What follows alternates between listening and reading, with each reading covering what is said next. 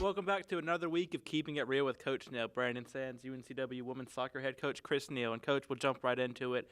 Closed out the homestand last week, 2 games, kind of a mixed result there.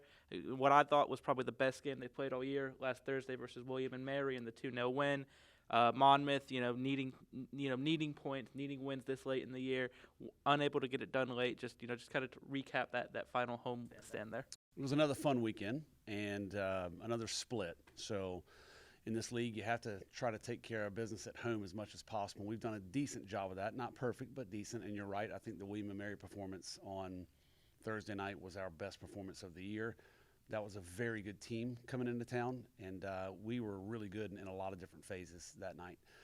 So really happy with those 3 points. And Sunday, Monmouth are just a very good team, top to bottom. There's no wow factor about them, but they're all very good and very athletic, and the cumulative pressure they find a way to put on you defensively throughout the 90 minutes takes its toll. So we felt good for about 60 minutes, but then the wheels fell off a little bit, and give Monmouth that credit. They created their opportunities. So that's a very good team.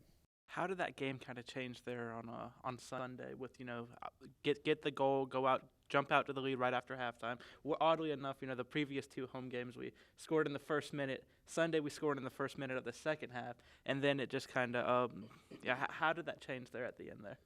Well, the big thing that changed was the wind. The wind was a factor. We had the wind at our backs in the first half, so we were able to apply a little bit more pressure, and they had the wind at their back the second half. So that alone is going to make a difference in the match. But, again, I think what changed is their athleticism just kind of felt like it just wore us down gradually over the course of time until eventually they broke us. Again, very powerful, very athletic, constant pressure on the ball. They make it hard for you to get out of your own end when you do win the ball back or when you do clear it. So I thought they did a really good job of disrupting us, and they prevented us from going forward very often at all in the second half. You still close out the season with a winning record at home, leading the conference in attendance for, I believe, the second or third straight year. Just talk about the crowd and, all the festivities and the environment that playing at home has created for you and your team this year. We have been notoriously very good at home over the past several years, and we have to thank our community for that. Our Wilmington community has really supported us. I believe we're leading the league in attendance. You'll have to fact check me on that, but we had over 800 on Thursday night for the William and Mary match. Do you know how many we had on Sunday? A little under, about 600-ish. Right. Great crowds. Exactly. So all the local clubs, the Wilmington Hammerheads, Port City, Pleasure Island have been coming out in numbers to support us. Students have been coming out to support us. But really, our marketing department, Rob Rickles, did a wonderful job the past couple of weeks of bringing out our band and our cheerleading team and our dance teams. And that created just a really cool atmosphere at the games, and our fans fed off that, our players fed off that. So maybe that had something to do with us scoring so early in some of these halves, but really appreciative of all those people's efforts. And obviously you move forward this week, closing out the regular season on the road. Very tight, a lot of left to be decided in terms of standings and seedings and things like that.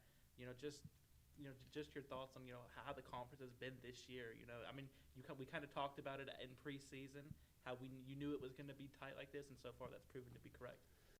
It's pretty much the same way every year. It's a very good league, and some very, very good teams are already eliminated from the tournament with a full weekend still left to play. So that's what kind of league this is. Unfortunately, only 6 teams make it, and some very, very good teams are on the outside looking in. Looking at Drexel, that's one of the best teams. When I watch them on video, I mean, they are a very good team, and going up there to play them on the road is always very, very difficult.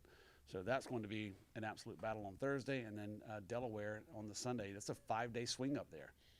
So, it's hard to go on the road and win, and we haven't been great at it. So that's still something we have to try and prove to ourselves this weekend. This time of year, people getting worried about tiebreakers and your point checking and looking around the league and stuff. To make it really simple, the best thing that you can do is just focus on what's ahead of you and win those games. How does that happen? That's it. You just nailed it. Focus on us. Focus on 3 points. We control our own destiny if we win, and that's what we're going to try to do. All right, Coach, we'll be rooting you on from here in Wilmington. Best of luck as you travel Thursday to Philadelphia and then cross over into Delaware this weekend. Thanks so much. Thank you.